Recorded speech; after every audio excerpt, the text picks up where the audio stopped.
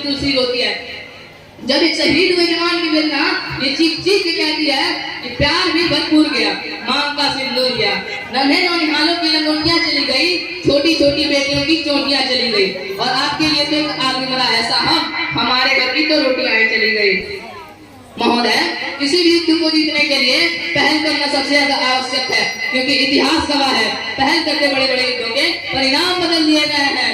परंतु आज हमारे देश के जवान ड्यूटी पर खड़े होकर भी कुछ इस कदर बने हुए हैं कि वो पहल करने से डरते हैं महोदय, क्योंकि वो ये जानते हैं कि उन्हें भविष्य में कटघरे में खड़ा होना पड़ेगा। वो ये जानते हैं कि अगर उसकी राइफल से निकलने वाली गोली किसी निर्दोषी को लग गई तो महोदय उन्हें अपनी नौकरी से हाथ तक धोना पड़ सकता है, और अपने महोदय मानवाधिकार के तले किसी जवान को दबाकर युद्ध के मैदान में छोड़ देना कोई वीरता का काम नहीं, एक अपराध है। क्योंकि महोदय फूल को श्रृंगार दिए मुमकिन नहीं और वीर को झंकार दिए मुमकिन नहीं, हाथ बने सेना के ऐसे मानवाधिकारों का पालन संभव नहीं। आज सत्य निष्ठा के मार्ग पर चलते हुए भी हमारे देश का जवान इन आतंकवादियों और इन पत्थरबाजों से डरता है, क्योंकि महोदय वो ये जानता है कि चाहे एक उग्रवादी की राइफल से निकलने वाली गोली को तय करना पड़े या ना पड़े कि वो किसे लगेगी, परंतु हमारे देश के सिपाहियों की राइफल से निकलने वाली गोली को निर्णय लेना पड़ता है कि भले ही वो किसी दोषी को लगे या ना लगे, परंतु किसी निर्दोषी को नहीं लगनी चाहिए।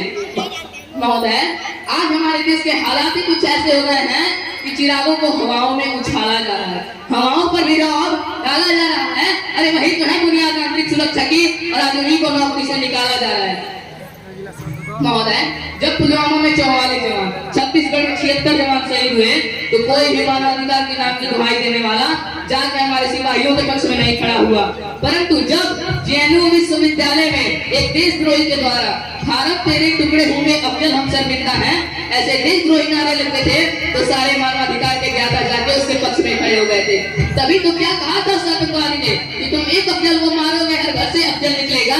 तो मैं भारत का बेटा अपने भारतीय सेना की तरफ से यह ऐलान करता हूँ, उस घर में घुस के मारेंगे जिस घर से अफजल निकलेगा, कि उस घर में घुस के मारेंगे जिस घर से अफजल निकलेगा, वो कोख नहीं पढ़ने देंगे जिस कोख से अफजल निकलेगा।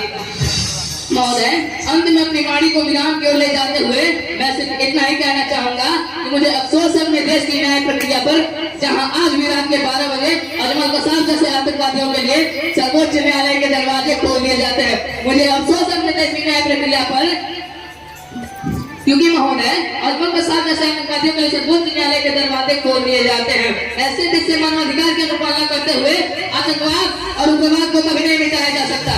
मानवाधिकार के नाम की दुहाइयां देने वालों, सीमा पर लड़ा नहीं जाता चरखों से सोलों के आगे, रामायण पढ़ी नहीं जाती सीमा पर गोलों के आगे। धरती के घोर कुआसे को एक सूरज दिया सकता है, क्योंकि एटम बम से बल की रक्षा एटम बम ही कर सकता है। जय हिंद, जय भारत।